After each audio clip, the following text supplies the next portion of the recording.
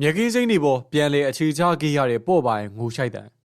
လမ်းခွဲတယ်လမ်းလွဲတယ်ဆိုတဲ့ဇကားတွေကိုကျွန်တော်တို့ကိုယ်တိုင်ရောပဝင်းကျင်မှာပါခဏခဏကြားနေရပါမယ်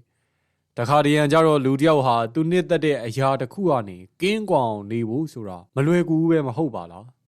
တခါတရံမှာဝေးကွာခြင်းတွေကဒဏ်ရာဖြစ်စေသလိုကိုမိုင်မဲမိခဲ့တဲ့အရာတွေကပဲတစ်ချိန်မှာကိုယ်ကိုနောင်နာဆိုတဲ့တရားပြန်တက်တတ်ပါလေ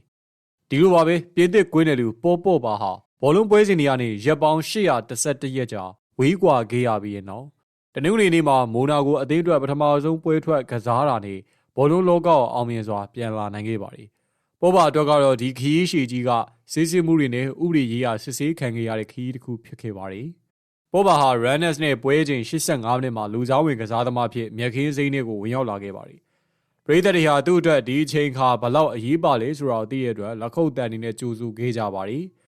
ပေါ်ပါဝင်လာတဲ့အချိန်မှာမိုနာကိုက Runners ကို4ဂိုးဂိုးမရှိနဲ့ရှုံးနေပြီးနောက်ဆုံးမှာတော့4ဂိုးတကူဆိုတဲ့ရလနဲ့ရှုံးနေခဲ့တာကြောင့်မလို့ပေါ်ပါရဲ့ပြန်လာမှုဟာရလက်ကိုပြောင်းလဲနိုင်ခြင်းမရှိခဲ့ပါဘူး။ဒီရှုံးပွဲကြောင့်မလို့မိုနာကိုကလီဂူ1မှာအဆင့်8ကိုရောက်ရှိခဲ့ရပါတယ်။ပေါ်ပါတို့တော့ဒီညဟာရလက်ထက်သူအခြေဆုံးအရာကိုပြန်လုံနိုင်ခဲ့ခြင်းရဲ့သင်္ကေတတစ်ခုသာဖြစ်ပါတယ်။ပေါ်ပါရဲ့ပြန်လာမှုဟာသူ့ရဲ့ကစားသမားဘဝကိုအစောပိုင်းမှာရက်တန့်စေနိုင်တဲ့ပြင်းထန်တဲ့ကာလတစ်ခုအပြီးမှာပဲဖြစ်ပါတယ်။သူဟာ2023ခုနှစ်ဩဂုတ်လမှာဂျူဗင်တက်နဲ့စာချုပ်ရှိစဉ်အတွင်း DHA အတွက်စစ်ချက်အပေါင်းပြခဲ့လို့၄နှစ်ပိတ်ပင်ခံခဲ့ရတဲ့အထိဖြစ်ခဲ့တာပါပေါ်ပါရဲ့ဥရီအဖွဲ့ကမသိပဲနဲ့ညဉ့်ညမ်းနေတဲ့ဖြည့်ဆွက်စာကိုမှီဝဲမိတာကြောင့်သာဖြစ်ကြောင်းရှောက်လဲနိုင်ခဲ့လို့သာပိတ်ပင်မှုရှော့ချခဲ့ပြီးတော့2025ခုနှစ်မတ်လမှာပြန်လာခွင့်ရရန်အတွက်ဖြစ်ခဲ့ပါတယ်ဂျူဗင်တက်ကသူ့ရဲ့စာချုပ်ကိုဖျက်သိမ်းခဲ့တဲ့အတွက်2018ကမ္ဘာဖလားဆုရှင်ဟာနှစ်နှစ်ကျော်ကြာကလပ်မရှိဘဲနဲ့ပြိုင်ဘက်ပွဲကစားချိန်မရှိခဲ့ပါဘူး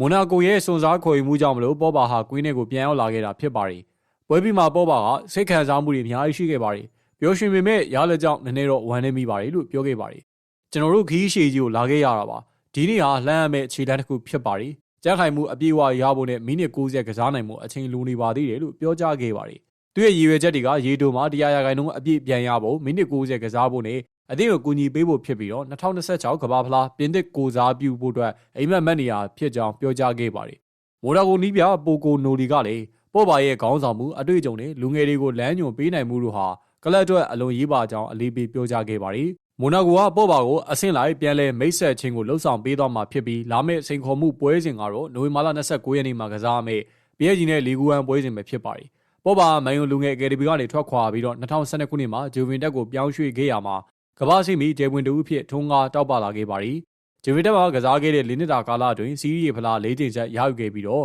ကွင်းလင်မှာသူ့ရဲ့ကိုခန္ဓာကြန့်ခိုင်မှုဘောလုံးထိန်းချုပ်နိုင်မှုနဲ့ထိုးပေါက်ကန်သွင်းနိုင်စွမ်းနေကြောင်းမလို့ကမ္ဘာအလိုချင်ဆုံးကစားသမားတူဖြစ်လာခဲ့တာပါ။2016ခုနှစ်မှာတော့ပေါ်ပါဟာထိုစဉ်ကကမ္ဘာဆိုင်ကြီးနေပြောင်းရွှေ့ခြင်းနဲ့ပေါင်89သန်းနဲ့မန်ချက်စတာယူနိုက်တက်ကိုပြန်လည်ပြီးတော့ရောက်ရှိလာခဲ့ခြင်းဖြစ်ပါတယ်။မန်ယူမှာကစားခဲ့တဲ့ဒုတိယချိန်ကာလအတွင်းမှာတော့ခြေစွမ်းအတက်ကြရှိခဲ့ပြီးဒဏ်ရာပြဿနာများစွာနဲ့ရင်ဆိုင်ခဲ့ရပေမဲ့ယူရိုပါလိဖလားနဲ့လီဖလားတို့ကိုယူပေးခဲ့ပါတယ်